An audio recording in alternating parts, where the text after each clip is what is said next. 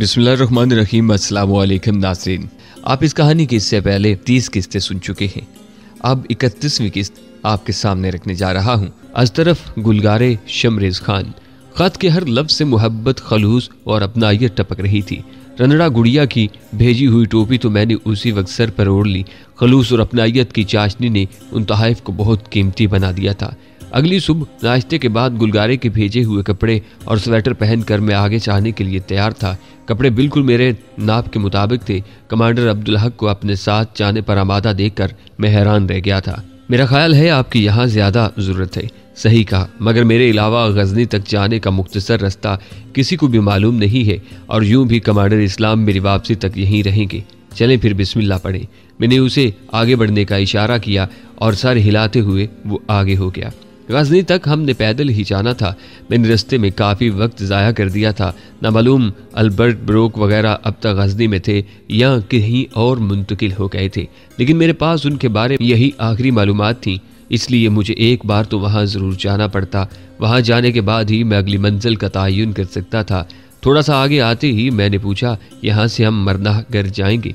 नहीं, उसने नफ़ी में सर हिला दिया। हम मरनागर, पक्तिका और जरगुन शहर वगैरह को नज़रअंदाज करते हुए पहाड़ियों के बीचों बीच मुख्तसर रस्तों से आगे बढ़ेंगे। मैंने कहा, गर्देज कैंप भी तो रस्ते ही में आता है ना? नहीं, वो दूसरी जानिब है। उससे कम वक्त तो गजनी खेल पहुंचने में लगेगा। वहां से सगीर शहीद पार्टी तो 2 दिनों में हम तक पहुंच गए थे। वो गर्देज से अर्दगुन और सारूबी तक गाड़ियों में आए थे। वहां से मुख्तसर रास्ते पर मरनागर पहुंच गए थे। मैंने पूछा, इसका मतलब गर्देज से मेरान शाह वाला रास्ता उन्हें करीब पड़ता होगा? हाँ, उसने असबात में सर हिला दिया। बहुत करीब पड़ता है और गाड़ी का रास्ता है, मगर वो रास्ता हमारे लिए महफूज नहीं, इसलिए चक्कर काट कर उस तरफ से आना पड़ता है। करके मैं खामोश हो गया। उसने मेरी मालूमात में इजाफा करते हुए कहा, वैसे पक्तिका के मुजाफात में मोबाइल फ़ोन के सिग्नल भी शुरू हो जाते हैं। इसका मतलब है आगे शहरों में मोबाइल फ़ोन के सिग्नल आते हैं। बिल्कुल आते हैं। AWCC यानी अफगानिस्तान वायरलेस कम्युनिकेशन और रोशन आइडिया वगैरह। फिर तो रातों में सहूलत रहती होगी, बहुत ज्यादा। उसने असबात में सर हिला दिया। और अब काम शुरू है। इंशाल्लाह जल्द ही सरहदी पहाड़ियों पर भी सिग्नल आने शुरू हो जाएंगे।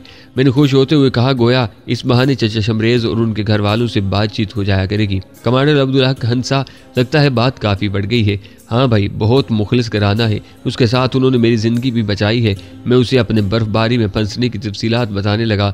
अब्दुल हक ने फलसफाना अंदाज में कहा, यह तो अल्लाह पाक का निज़ाम है, इंसान को वहाँ से देता है जहाँ से उसका गुमान भी नहीं होता। बेशक, मैंने ताइदी अंदाज में सर हिला दिया। अब्दुल हक उन रस्तों का शनावर था और फिर काफ़ी अरसे से उसका वास्ता पहाड़ों से पड़ रहा था, तभी वो ढलान पर काफ़ी तेज़ी से हरकत करता था। दोपहर ढले हम चश्मे के किनारे दिन का खाना खा रहे थे। खाने के बाद हम गर्म हलवे से लुत्फ अंदोज होते हुए मैंने पूछा, वैसे बेहतर होता कि आप मुझे नक्शा बना कर दे देते। दरअसल मैं गजनी के इलाके में मसरूफ़ी अमल मुजाहिदीन से आपका राब्ता भी करवाना चाहता था। मैंने हैरानी से पूछा, क्या मतलब वो कोई और मुजाहिद हैं? वो मुझे समझाता हुआ बोला, बिल्कुल, अफगानिस्तान में मुख्तलिफ ग्रुप्स कुफर से बरसे बेकार हैं और हर ग्रुप का अलहदा कमांडर है। आपको तो बस हमारे ग्रुप के कुछ लोग जानते हैं, बाकी ग्रुप्स के लिए आप बिल्कुल ही अनजान और लाताल्लुक शख्स होंगे। मैंने पूछा, तो क्या अफगानिस्तान में काम करने वाले तमाम ग्रुप्स आपको जानते हैं? नहीं, उसने नफ़ी में सर हिला दिया, लेकिन मैं उन्हें अपनी पहचान करा सकता हूँ। तमाम छोटे कमांडरों के पास भी मुख्तलिफ पासवर्ड और खुफिया मालूमात होती हैं जिनमें मैं आपको हिस्सेदार नहीं बना सकता। इसी वजह से मुझे खुद आपके साथ सफ़र तय करना पड़ा। वैसे अफगानिस्तान में कितने ग्रुप काम कर रहे हैं? कहवा पीकर हम आगे चल पड़े थे। काफ़ी ज़्यादा ग्रुप हैं। वो इन ग्रुपों की तफसीलात बताने लगा। शाम तक हम एक छोटी सी आबादी के करीब पहुंच गए थे। दोनों ने मशवरे से वहीं रात गुजारने का फैसला किया। एक भले आदमी के घर से हमें खाना और ठिकाना मिल गया था। सुबह सवेरे नमाज पढ़कर हमने नाश्ता किया और अल्लाह पाक का नाम लेकर चल पड़े। अगले 2 दिन हमने आराम से सफ़र करते हुए रास्ते ही में गुजारे थे। इस दौरान हमें दरिया गजनी भी अबूर करना पड़ा। हम दिन को सफ़र करते और रात को किसी के मेहमान बन जाते। तीसरे दिन सपैर ढले हम मुजाहिदीन के खुफिया ठिकाने तक पहुंच गए थे। कमांडर अब्दुल हक ने अपनी पहचान करवाई। फ़ौरन हमें खुशामदीद कहा गया। रात के खाने पर कमांडर बिस्मिल्लाह जान हमारी आमद की बाबत पूछ रहा था। एक ज़ाती काम ही समझ लो। अब्दुल हक ने तफसील बताने से गुरेज किया था। शायद मेरी मर्जी मालूम किए बगैर वो कुछ नहीं बताना चाहता था। बिस्मिल्लाह जान ने तफसील जानने में दिलचस्पी जाहिर किए बगैर कहा, बस ये बता दे कि हम क्या मदद कर सकते हैं। अब्दुल हक ने कहा, फ़िलहाल तो कोई नहीं, अलबत्ता जब भी किसी मदद की ज़रूरत हुई आपको ज़रूर तकलीफ़ देंगे। बिस्मिल्लाह जान खुश दिली से बोला, खुश आमदीद। रात को जब हम बिस्तर पर लेटे तो मैं कमांडर अब्दुल हक को मुखातिब हुआ, मेरा ख्याल है अब आपकी जिम्मेदारी भी खत्म हो गई है। नहीं यार, आप जिस दुश्मन के खिलाफ काम कर रहे हैं वो मेरा भी इतना ही दुश्मन है। वैसे यहाँ तक मैं पहुँच तो गया हूँ मगर कोई लाहे अमल मेरे ज़हन में नहीं आ रहा। मैंने इस मौजू पर मजीद बात न करके गोया उसकी बात मान ली थी। अब्दुल हक इत्मीनान भरे लहजे में बोला, पहले उनके कैंप का जायजा ले लें, फिर मंसूबा भी बना लेंगे। अगले दिन हमने अपने हथियार मुजाहिदीन के ठिकाने पर छोड़े और एक रहनुमा को साथ लेकर गजनी खेल की तरफ चल पड़े। अमेरिकन आर्मी का कैंप शहर के मुजाफात में था। कैंप क्या पूरा किला था। सिक्योरिटी के इतने सख्त इंतजामात के हकीकतन वहाँ परिंदा भी पर नहीं मार सकता था। अमेरिकन की रहाइश तक 4-5 हिफाजती हिसार बने हुए थे। इतनी फूल प्रूफ सिक्योरिटी देखकर मेरे दिमाग में कैंप के अंदर घुसने का ख्याल भग से उड़ गया था। मेरे ख्याल में अंदर घुसने की कोशिश करना निरी खुदकुशी ही होगी। मैंने आंखों से लगी दूरबीन कमांडर अब्दुल हक की तरफ बढ़ाई। मेरे हाथों से दूरबीन लेकर उसने आंखों से लगाने की जहमत किए बगैर कहा, मुझे पहले से मालूम था मगर मैं चाहता था कि एक मरतबा आप खुद जायजा ले लें। मैंने हैरानी से पूछा, आप पहले ये कैंप देख चुके हैं? नहीं, उसने नफी में सर हिलाया। अगर देख चुका होता तो अपने साथ किसी रहनुमा को क्यों लाता, मगर उनके तमाम कैंप इसी तरह से फूल प्रूफ होते हैं और यह भी बाकी कैंपों की तरह ही है। अमेरिकन बस अपनी फिल्मों ही में दिलेरी दिखा सकते हैं, हकीकतन इतने बुज़दिल हैं कि मैं बता नहीं सकता। क्या ये कैंप से बाहर नहीं निकलते हैं मगर बहुत कम, और खातर खा इंतजाम के बाद एक काफले की सूरत बाहर आते हैं। सबसे आगे खसूसी गाड़ी चलती है जिसमें जैमर नस्ब होता है, जिसकी वजह से कोई भी टाइम बम या आईडी वगैरह चाल नहीं कर सकती, और अगर इत्तेफाक से आईडी फट भी जाए तब भी आगे वाली गाड़ी को कुछ नुकसान नहीं पहुंचा सकती। अकब में चलने वाली गाड़ियों में भी कई अफगान और अमेरिकन हथियार बरदार तैयार हालत में बैठे होते हैं। हेलीकॉप्टर भी अमूमन काफले के साथ ही चलता है। मैंने पूछा, पाकिस्तान में तो अल्बर्ट ब्रोक वगैरह इतना एहतमाम नहीं करते थे क्योंकि वहाँ वो अमेरिकनों की हैसियत से सफ़र नहीं करते। वहाँ वो दहशतगर्दों की गाड़ियों में छुप कर हरकत करते हैं और किसी को मालूम ही नहीं होता कि उन गाड़ियों में कोई अमेरिकी जा रहा है। उस दिन हम अमेरिकन कैंप का चारों तरफ से जायजा लेकर वापस आ गए।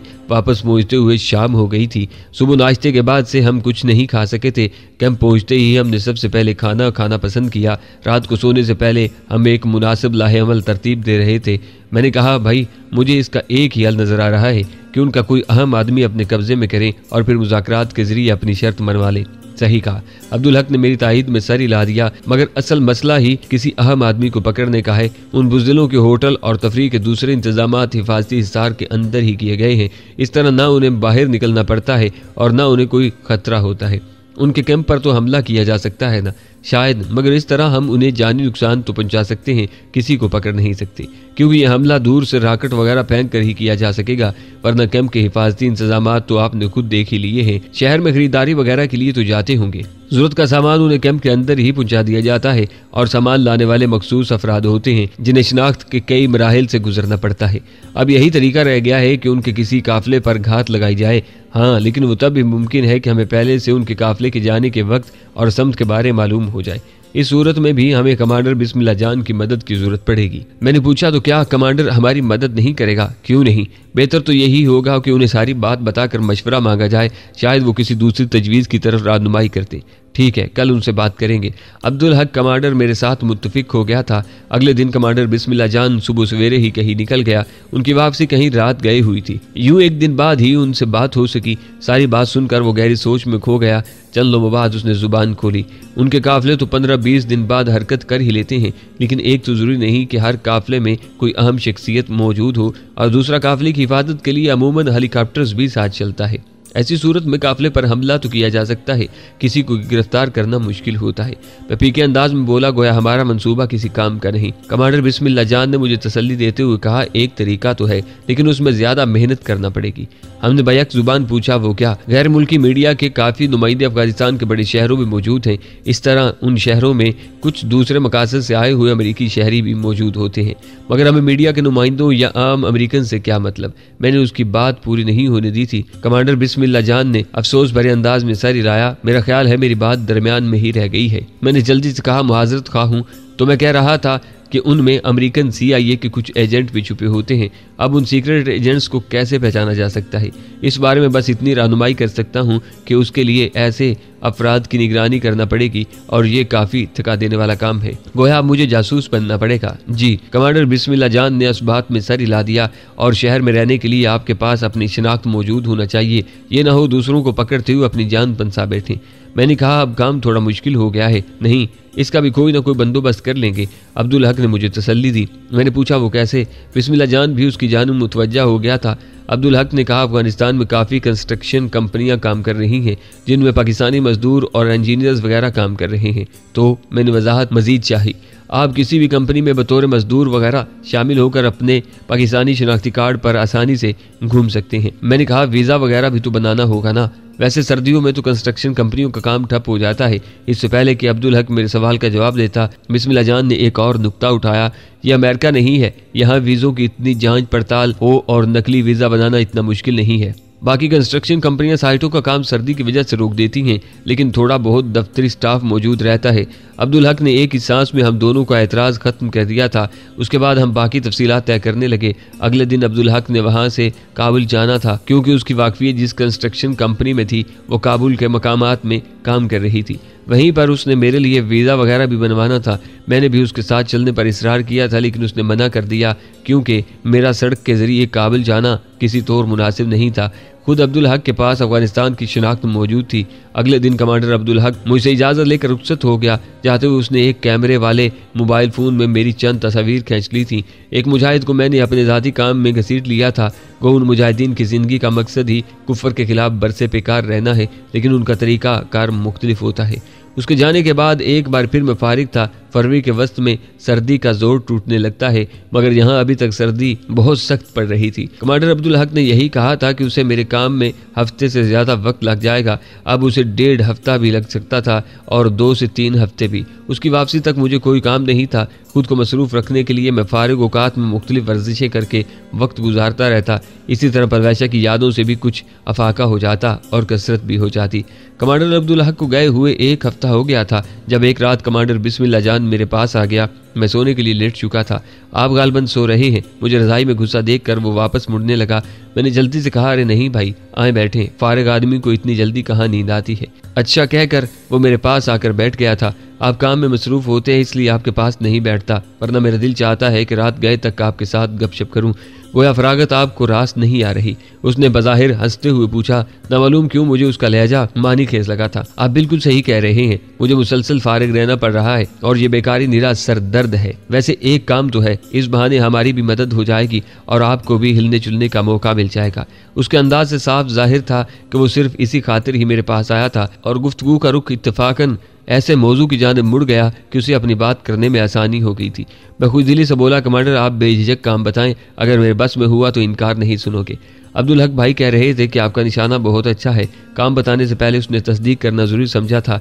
मैंने इंकसारी से कहा, लोग ऐसा ही समझते हैं। उसने मुतबस्सम होकर कहा, तो लोगों के समझने को नज़रअंदाज तो नहीं किया जा सकता ना। वो क्या कहते हैं, बुरा कहे जिसे दुनिया उसे बुरा कहिए, जुबान खल्क को नकारा खुदा कहिए। मैंने मज़ाहिया अंदाज में कहा, गोया आपके नज़दीक एक अच्छा निशानेबाज होना बुराई की अलामत है।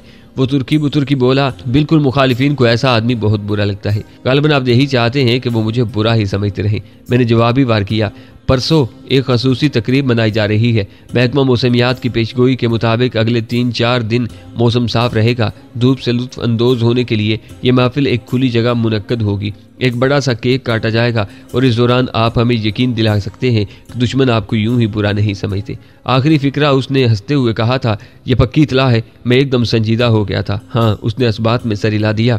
लेकिन उस दिन मैंने कमांडर अब्दुल हक के साथ कैंप का जायजा लिया था। मुझे तो कोई ऐसी जगह नजर नहीं आई जहां से हम कैंप के अंदर मौजूद किसी शख्स को निशाना बना सकें, क्योंकि कैंप के नज़दीक जो 2 टीकरियां हैं वहां अफगान आर्मी तैनात है। वो इत्मीनान से बोला, जनूबी टीकरी पर कल रात हमारा कब्जा हो जाएगा। सारा मंसूबा बना लिया गया है और मेरा ख्याल है कि जनूबी टीकरी से कैंप के अंदर मुनासिब तरीके से फायर किया जा सकेगा। शायद उस टीकरी पर बगैर शोर शराबे किए कब्जा न किया जा सके।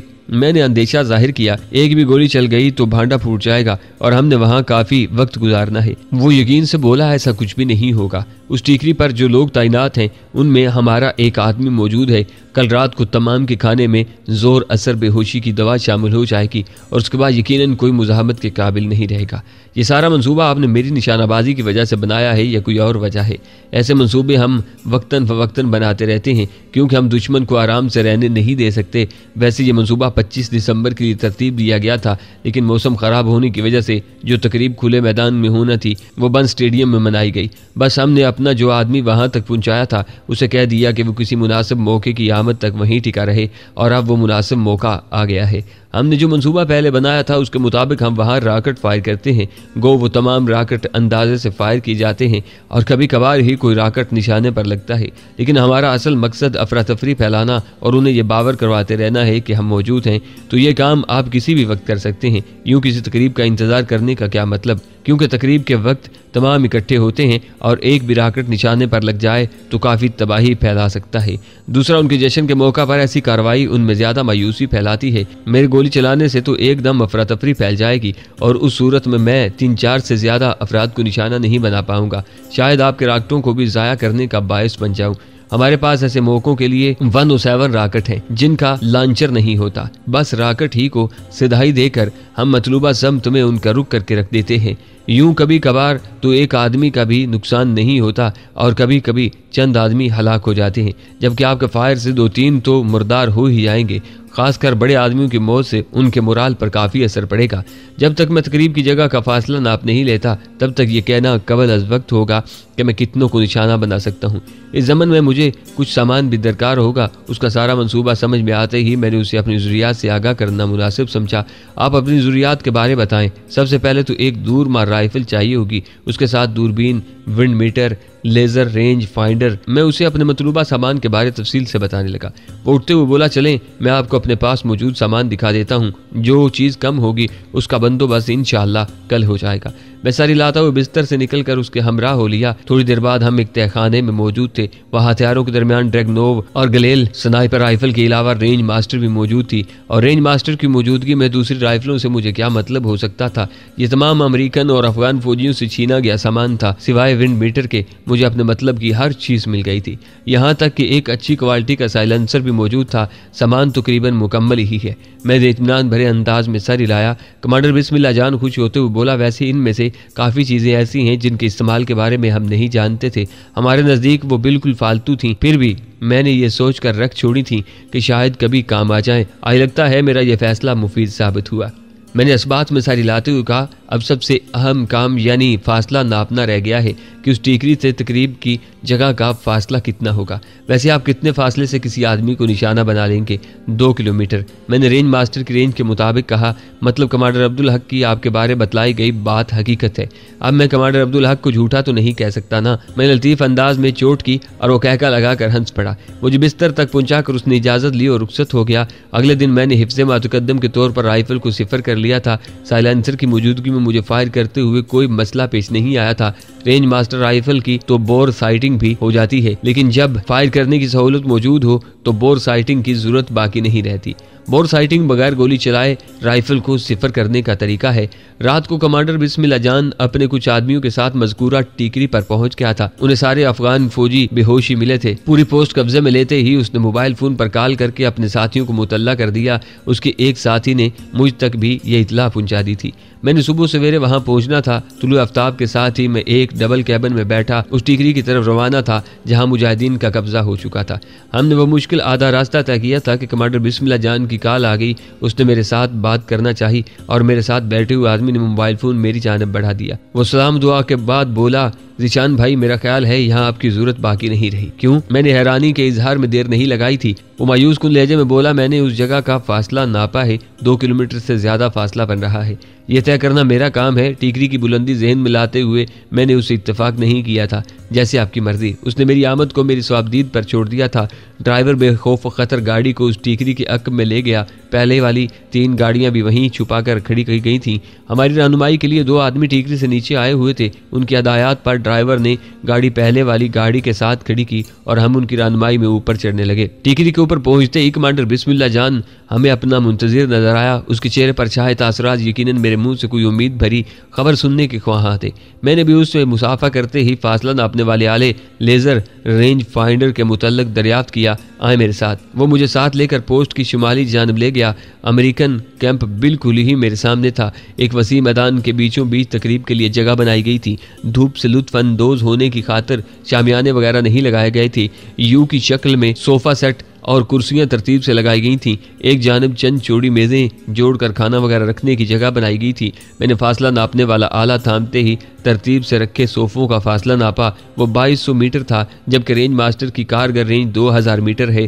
कितना फासला है? फासला नापते ही मैंने कमांडर बिस्मिल्लाह जान से तस्दीक चाही। उसने मायूसी भरे अंदाज में कहा 2200। इत्मीनान भरे अंदाज में सर हिलाते हुए मैंने up hill down hill protector के जरिए हदफ का जाविया मालूम किया। वो जगह हमारी टीकरी से 30 डिग्री नशीब में थी। कोसाइन फैक्टर को इस्तेमाल करते हुए मैंने राइफल पर लगाने वाली रेंज मालूम की, जो कि 1905 मीटर बन रही थी।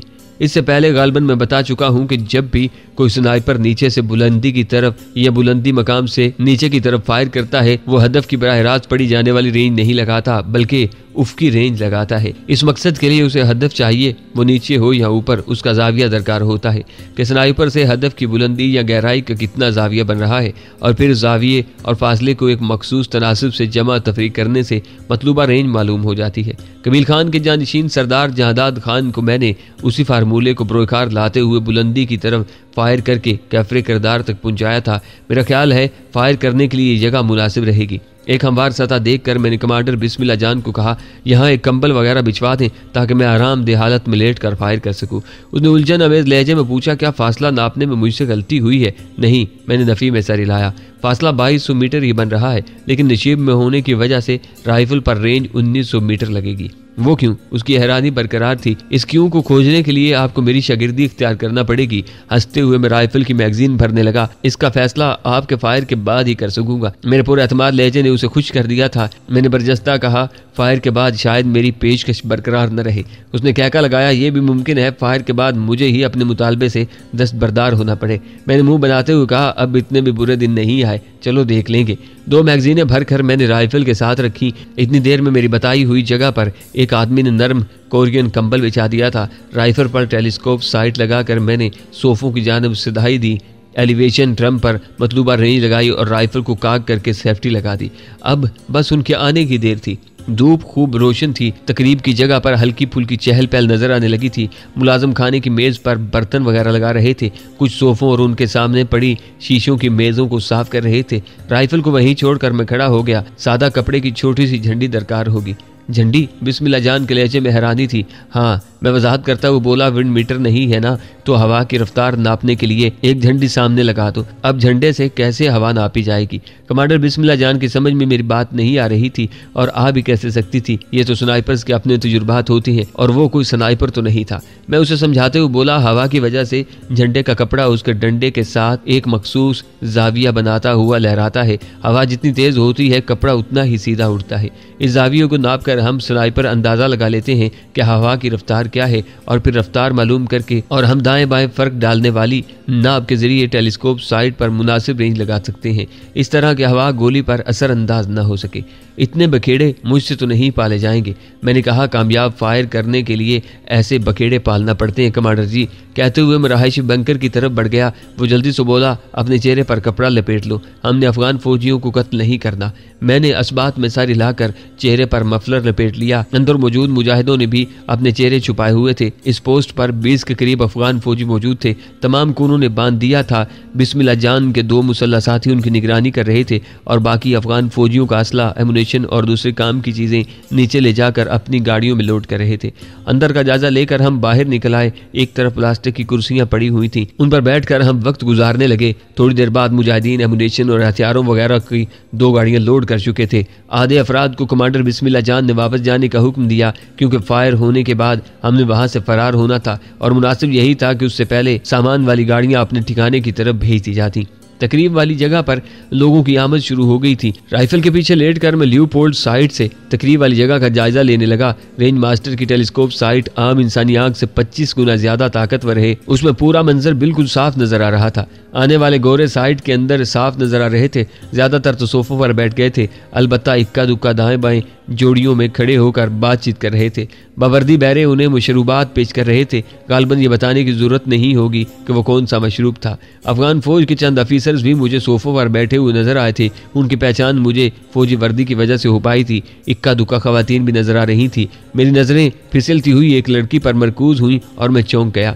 अलग थलग बैठी, हाथ में पकड़े जाम से हल्की हल्की चुस्कियां ले रही थी। वो मेजर जेनिफर हेंसले थी, लेकिन उस वक्त भी वो ट्रेसी वालकर का रूप धारे हुए थी। तमाम के अंदाज से यही लग रहा था कि उन्हें किसी का इंतजार है। दरमियान में पड़ा 2 सीटर सोफा सेट खाली पड़ा था। उसके साथ पड़े हुए सिंगल सेट सोफों पर 2-2 आदमी बैठे थे। बाकी तमाम कुर्सियां और सोफे भी तकरीबन भर चुके थे। फिर एक लंबे तड़ंगे सफेद सूट वाले आदमी की आमद पर तमाम ने अपनी जगह पर खड़े होकर उसे ताजीम दी थी। दरमियान वाले सोफे पर नशिस्त संभालते हुए उसने तमाम को बैठने का इशारा किया और सब ने अपनी जगह पर नशिस्त संभाल ली। मैंने नजर भर कर सामने लगे झंडे को देखा, जो बिल्कुल हल्के अंदाज में हिलकर वाजे कर रहा था कि हवा की रफ्तार इतनी ज्यादा नहीं थी कि गोली को हदफ से दाएं बाएं कर सकती। मुतमिन होकर मैं दोबारा साइट में देखने लगा, जबकि मेरे दाएं हाथ के अंगूठे ने सेफ्टी हटा दी थी। जीशान भाई, मेरा ख्याल है मजीद इंतजार फजूल होगा। मेरे साथ लेटे बिस्मिल्लाह जान ने भी फायर करने का अंदिया दिया। मैंने दरमियानी सोफे पर फैल कर बैठे आदमी के चेहरे पर निशाना साधते हुए कहा, मेरा भी यही ख्याल है, बस मेहमान खुसूसी का इंतजार था। ये कहते ही मैंने सांस रोका और एक झटके से ट्रैगर दबा दिया। उस वक्त वो गिलास को मुंह की तरफ ले जा रहा था, लेकिन उसके मुकद्दर का रिस्क यकीनन पूरा हो चुका था। तभी गिलास उसके होंठों तक पहुंचने से पहले रेंज मास्टर की गोली उसके माथे तक का सफर तय कर चुकी थी। ताकतवर गोली ने उसकी खोपड़ी का दायां हिस्सा ही उड़ा दिया था। वो मारा। बिस्मिल्लाह जान ने पुरजोश अंदाज में नारा लगाया, मगर मैंने उसकी बात पर ध्यान दिए बगैर राइफल को दोबारा काक करके दूसरी जानब बैठे हुए आदमी की तरफ बैरल का रुख मोड़ा। तमाम लोग एक लम्हे के लिए सुन्न हो गए थे। मेरे फायर करने से पहले दाएं और बाएं जानब बैठे हुए दोनों आदमी सोफे पर तड़पने वाले को मदद देने के लिए उसके करीब हुए, मगर वो हर किस्म की मदद से दूर जा चुका था। दाएं जानब वाले आदमी के साथ होते ही मैंने दोबारा ट्रैगर दबा दिया और वो आदमी भी अपनी खोपड़ी के चौथाई हिस्से से हाथ धो बैठा। रेंज मास्टर की गोली उसकी खोपड़ी से गुजरकर बाएं तरफ मौजूद आदमी के कंधे को भी जख्मी कर गई थी। एक ने जान से हाथ धोए, जबकि दूसरा जख्मी होकर तड़पने लगा। सोफे से नीचे गिरने की वजह से मुझे उसका सही निशाना नहीं मिल रहा था। उस पर वक्त जाया किए बगैर मैं दूसरों को निशाना बनाने लगा। सराहत से मैंने मैगजीन में मौजूद बाकी 3 गोलियां फायर की। मेरा निशाना ज्यादातर वो बने जो शाख किसी कैफियत में अपनी जगह पर हक्का बक्का बैठे या खड़े रह गए थे। मैगजीन खाली होते ही मैंने नई मैगजीन लगाई और राइफल काक करके अपना अगला शिकार ढूंढने लगा। वहां चीखो पुकार मच गई थी। कुछ लोग सोफों के अक में पनाह ले रहे थे, कुछ भाग खड़े हुए थे और कुछ हमदर्दी दिखाते हुए तड़पने वालों की मदद की कोशिश कर रहे थे। मेरी उंगली ने 2 मरतबा ट्रैगर दबाकर मजीद 2 को उनके अंजाम तक पहुंचा दिया। इसी दौरान मुझे वो जख्मी हिम्मत करके उठता हुआ नजर आया। उसके कंधे में तो इत्तेफाक से गोली लगी थी, अलबत्ता उसके सर में मैं जानबूझकर गोली उतारना चाहता था। उसके सीधा होते ही मेरी बैरल का रुख उसकी जानिब घूमा। उसी वक्त कोई उसके सामने आकर खड़ा हो गया। ये देखकर मैं हैरान रह गया था कि वो जेनिफर थी। जख्मी को अपने जिस्म के पीछे छुपाते हुए उसकी नजरें उसी जानिब उठी थीं जहां हम मौजूद थे।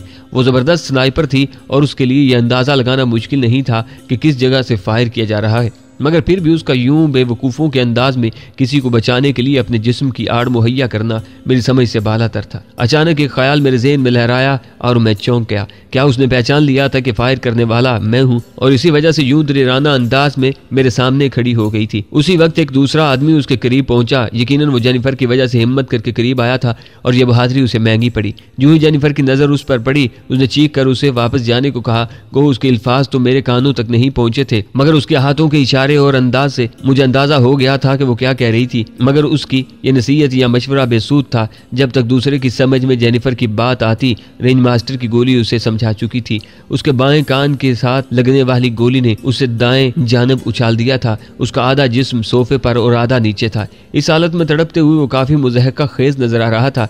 मैंने दोबारा राइफल काक की, लेकिन जेनिफर वहां से हटने पर आमादा नजर नहीं आ रही थी। मेरे हमरा लेटे हुए कमांडर बिस्मिल्लाह जान ने कहा, भाई जीशान, दौरान जंग लड़ाई में शामिल औरतों मर्दों की तखसीस खत्म हो जाया करती है। यकीनन मुझे समझ रहा था कि मैं जेनिफर के औरत की वजह से उस पर गोली नहीं चला रहा था। उसकी बात सुनकर मुझे लगा कि मैं जेनिफर पर गोली न चलाकर कुछ गलत कर रहा हूँ। उस वक्त मैं उससे होने वाली आखिरी मुलाकात को सोच रहा था जब मैंने उसे बताया था कि उसके सामने आने की सूरत में मैं उस पर गोली भी चलाने से खुद को नहीं रोक पाऊंगा और अब अपने अल्फाज पर अमल करने का वक्त आ गया था। मैंने दिल ही दिल में अलविदा जीनी कहा और मेरी उंगली का दबाव ट्रैगर पर बढ़ने लगा। कोशिश के बावजूद मैं ट्रैगर नहीं दबा सका था। मैंने राइफल के बट पर अपना माथा टेक दिया। मुझे शेष पंज में मुतला देखकर कमांडर बिस्मिल्लाह जान एक मरतबा फिर बोला, क्या सोच रहे हो, इतना वक्त नहीं है। उसे जवाब दिए बगैर मैंने एक बार फिर कोशिश की, लेकिन मेरे दिल में नहा उसकी मोहब्बत मुझे ऐसा करने से रोक रही थी। मुझे मिलने की खातिर उसने वहां तक आना गवारा किया था और अब मैं कैसे उसकी जान ले लेता। निशान भाई उठो चले। बिस्मिल्लाह जान ज्यादा देर इंतजार नहीं कर सका था। मुझे कहते ही वो अपने साथियों को मुखातब हुआ, रॉकेट फायर कर दो। जेनिफर को उसके हाल पर छोड़कर मैंने एक सरसरी नजर सोफों की कतार पर घुमाई। एक कोने में छुपे शख्स की खोपड़ी नजर आ रही थी। काकशुदा गोली से उसे छुपने की जरूरत से बेनियाज करते हुए मैं उठ गया। कमांडर बिस्मिल्लाह जान मुझसे पहले खड़ा हो गया था। जीशान भाई, उनका काफी नुकसान हो चुका है। थोड़ी देर तक वो पूरी कुव्वत से यहाँ हमला कर देंगे और यकीनन हेलीकॉप्टर की वजह से हमें नाकाबिले तलाफी नुकसान पहुंच सकता है। मेरी समझ में उसका तेजी करना आ गया था। मैंने राइफल को खोले बगैर कंधे पर रखा और नीचे की तरफ दौड़ लगा दी। उस वक्त तक बिस्मिल्लाह जान के साथी रॉकेट फायर कर चुके थे।